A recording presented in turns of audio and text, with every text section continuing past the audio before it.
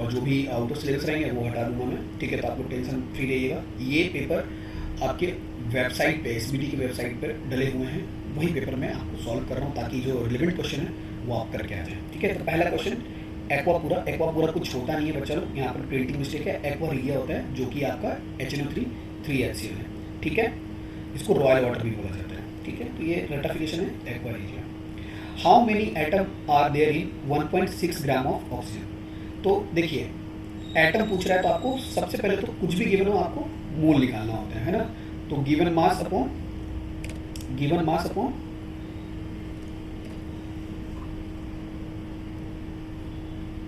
Molar mass. तो मोल आ गया आपका 0.1।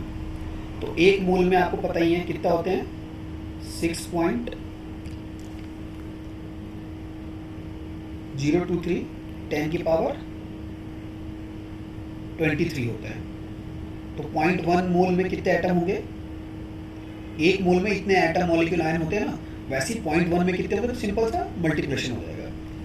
0.1 को मल्टीप्लाई कर दीजिए 6.023 10 की पावर 23 से।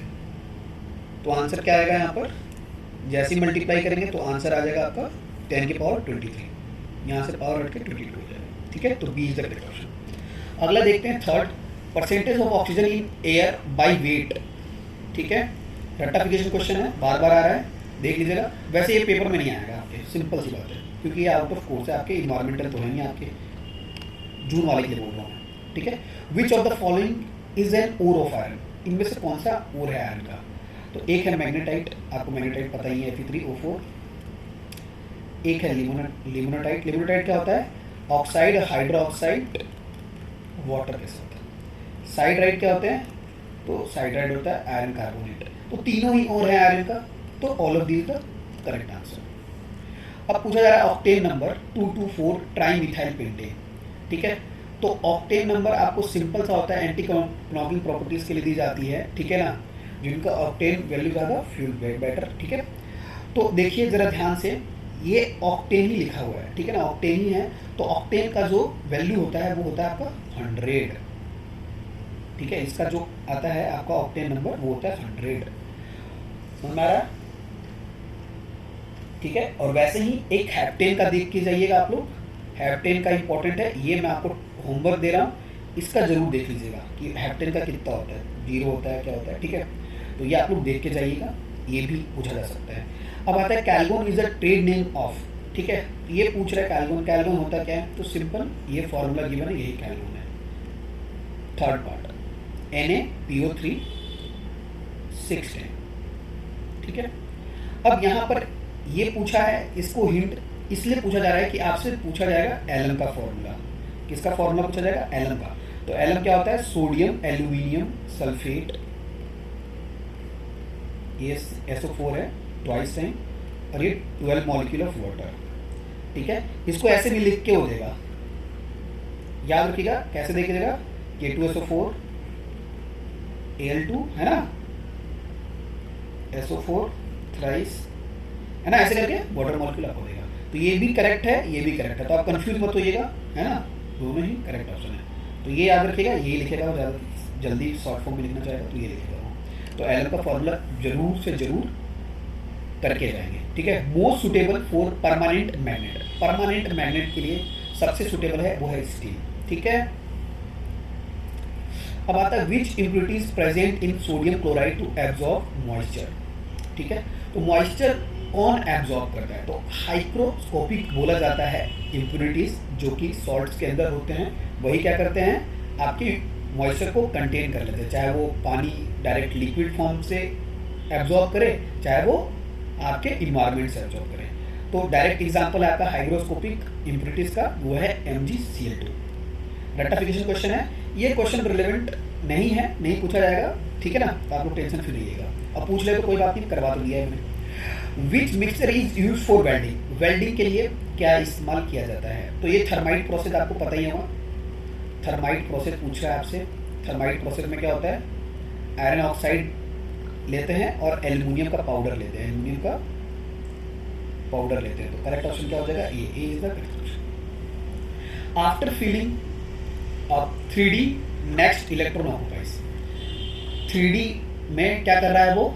इलेक्ट्रॉन को फिल कर दिया है। 3D के बाद पूछ रहा है किस में डलेगा। तो आपको बता रखा है मैंने, रेन ड्रॉप मेथड इस्तेमाल कर लीजिए या कोई सा भी मेथड इस्तेमाल कर लीजिए, आउटबाउंड आपको आंसर बताना है। ठीक है, तो 3D के बाद किस में जा रहा है? 4P में। तो करेक्ट आंसर क्या हो जाएगा? 4P में। आपको पता है ना, रेन ड्रॉप ऐसे करके आपके ऑर्बिटल की एनर्जी हम लोग सीरियल वाइज लिखते थे। ठीक है, सिंपल सी बात है। 4 है। अगेन क्वेश्चन आ गया, फर्स्ट आयोनेशन एनर्जी क्या आ गया? First IP, ionisation potential. ठीक है, तो फर्स्ट आयोनेशन पोटेंशियल निकालना है। 3 एलिमेंट का अरेंजमेंट करना है आपको। ठीक है, नाइट्रोजन, ऑक्सीजन और फ्लोरीन का। तो आपको पता है सबसे राइट में कौन है प्रेजेंट? फ्लोरीन। ठीक है, तो फ्लोरीन स्मॉल साइज होता है, न्यूक्लियर पावर ज्यादा होता है, इसलिए आईपी ज्यादा लगेगी, यानी आयोनेशन पोटेंशियल ज्यादा लगेगा, ज्यादा एनर्जी खर्च करनी पड़ेगी आउटर मोस्ट से इलेक्ट्रॉन निकालने के लिए, क्योंकि इसका स्मॉलर साइज है। फ्लोरीन क्या होता है? छोटा होता है। तो फ्लोरीन हाइयर हो जाएगा किससे? तो ये हो जाएगा हाइयर आपके नाइट्रोजन से, और नाइट्रोजन हाइयर हो जाता है ऑक्सीजन से, क्योंकि नाइट्रोजन का जो हाफ फील्ड है वो कॉन्फिगरेशन पहुंच जाता है, इसलिए नाइट्रोजन का ज्यादा हो जाता है किससे? ऑक्सीजन से। तो ये आपको ध्यान रखना है, सिंपल सा क्वेश्चन है, तो इसी के हिसाब से ऑप्शन चूज कर लीजिए। ठीक है, ये रिपीटेड क्वेश्चन है ना, ये भी कर लिया, वही है, तो आपको टेंशन लेने की जरूरत नहीं। अब हम लोग 12th क्वेश्चन करेंगे। pH 0 मतलब क्या है? तो pH 0 मतलब एसिडिक, सिंपल सी बात है, सॉल्यूशन रिएक्ट एज एसिड। ठीक है, pH 0 मतलब एसिड ही है वो। गोबर गैस कंटेन, तो गोबर गैस मीथेन कंटेन करता है, बहुत ही सिंपल क्वेश्चन है। ठीक है, फिर आपका एलपीजी और सीएनजी भी पूछ सकता है वो। क्या पूछ सकता है? एलपीजी और सीएनजी। तो सीएनजी भी आपका मीथेन, C4 मीथेन, याद रखिएगा। और एलपीजी है P4 प्रोपेन एंड ब्यूटेन। तो ये याद रखिएगा, कुछ भी पूछ ले, गोबर गैस पूछ ले, सीएनजी पूछ ले, एलपीजी पूछ ले। मोस्ट इलेक्ट्रोनेगेटिव एलिमेंट इज, तो फ्लोरीन मोस्ट इलेक्ट्रोनेगेटिव एलिमेंट होता है, और सीजियम होता है आपका मोस्ट इलेक्ट्रो पॉजिटिव एलिमेंट। ठीक है, rectification question, which one is electron deficient compound? Electron deficient compound कौन से होते हैं? तो वो कंपाउंड जिनमें ऑक्टेट अधूरा रह जाए, कम रह जाए। ठीक है, ऑक्टेट क्या हो जाए? कम रह जाए, लेस इलेक्ट्रॉन रह जाए, 8 से लेस इलेक्ट्रॉन हो जाए, तो भी वो कंपाउंड बना रहा है, वो कहलाता है आपका इलेक्ट्रॉन डिफिशिएंट कंपाउंड। तो देख लेते हैं एग्जाम्पल क्या क्या दे रखे हैं। NH3 दे रखा है, तो NH3 बनाएंगे तो आप देखिए NH3 का ये बनता है, तो कितने इलेक्ट्रॉन हो गए? तो 2 2 4 2 6 2 8, तो ये ऑक्टेट पूरा है, तो ये ऑप्शन गलत है। PCl3 देख लेते हैं, 1 Cl 2 Cl 3 Cl और एक लोन पेयर, तो ये भी 8 इलेक्ट्रॉन है, तो ये भी गलत हो जाएगा। अब आती है बारी BCl3 की, तो 1 Cl 2 Cl और 3 Cl। अब इस पे लोन पेयर नहीं होगा, क्योंकि वैलेंसी कितनी है? 3 ही है। वैलेंस इलेक्ट्रॉन कितने हैं इसके? 3 ही है। ठीक है, तो ये आपके कितने इलेक्ट्रॉन हो गए? 6 इलेक्ट्रॉन हो गए। अब ये देखो, ऑक्टेट में 8 होना चाहिए, है कितने? 6, तो यही आपका करेक्ट ऑप्शन हो जाएगा। इसको भी चेक कर लीजिए, ये भी ऑक्टेट पूरा करता हुआ दिखेगा आपको, ऑक्टेट से ज़्यादा ही दिखेगा, बेसिकली ऑक्टेट से ज़्यादा ही दिखेगा। तो ऑक्टेट कम वाले को ही आपको इलेक्ट्रॉन डिफिशिएंट बोलना है, इलेक्ट्रॉन एक्सेस वाले में आपको टिक नहीं करना है, इलेक्ट्रॉन डिफिशिएंट BCl3। अब आती है hard water can be used as, देखिए बॉयलर में इस्तेमाल नहीं होगा, ड्रिंकिंग पर्पस में इस्तेमाल नहीं होगा, टेक्सटाइल इंडस्ट्री में इस्तेमाल नहीं होगा, पेपर इंडस्ट्री में इस्तेमाल हो सकता है। ठीक है, तो मोस्ट सुटेबल आंसर होगा paper industry. Copper when heated strongly with concentrated nitric acid, copper को कंसंट्रेटेड नाइट्रिक एसिड के साथ जब आप ट्रीट करेंगे तो HNO3 को कॉपर डिस्प्लेस नहीं कर पाएगा, क्योंकि लेस रिएक्टिव है। पर HNO3 ऑक्सीडाइजिंग एजेंट बहुत बढ़िया होता है, कंसंट्रेटेड HNO3 क्या होता है? ऑक्सीडाइजिंग एजेंट बहुत बढ़िया होता है, तो क्या करता है वो? ऑक्सीडाइज कर देता है कॉपर को, तो जिसकी वजह से NO2 का प्रोडक्शन होता है। ध्यान रखिएगा, वैसे ये आपके सिलेबस में नहीं है, पर फिर भी लर्न करके जाएंगे तो ज़्यादा बेहतर रहेगा। Main constituent of producer gas, तो प्रोड्यूसर गैस होता क्या है? कार्बन मोनोऑक्साइड प्लस N2 आपका प्रोड्यूसर गैस होता है। वैसे एक वाटर गैस भी होता है, वाटर गैस क्या होता है? कार्बन मोनोऑक्साइड प्लस H2, तो दोनों ही करके आप लोग जाएंगे। ठीक है, तो आप लोग कर पाएंगे। ठीक है, ये रेक्टिफिकेशन क्वेश्चन है, वैसे तो पूछा नहीं जाएगा पर पूछ ले तो कोई बात नहीं। डीजनरेटेड ऑर्बिटल्स, ये पूछा जाएगा। डीजनरेटेड ऑर्बिटल क्या होते हैं? सेम एनर्जी वाले ऑर्बिटल क्या बोलते हैं? डीजनरेटेड। जैसे 3p है तो ये वाला ऑर्बिटल, ये ऑर्बिटल सेम एनर्जी के हैं, तो क्या होते हैं आपके? डीजनरेटेड ऑर्बिटल कहलाते हैं। Which element not obtain by electrolytic process, तो इलेक्ट्रोलाइटिक प्रोसेस किसके लिए इस्तेमाल किया जाता है? लास्ट क्वेश्चन है बच्चा लोग। तो इलेक्ट्रोलाइटिक प्रोसेस किसके लिए किया जाता है? तो हाई रिएक्टिव